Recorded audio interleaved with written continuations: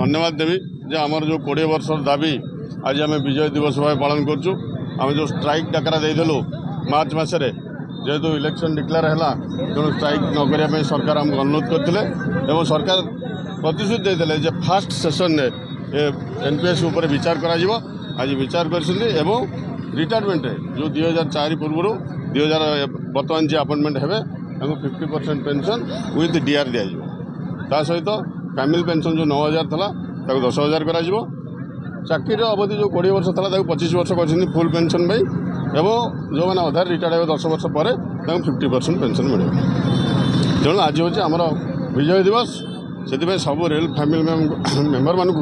धन्यवाद दूसरी से जो स्ट्रगल 20 वर्षर आज सफल हो।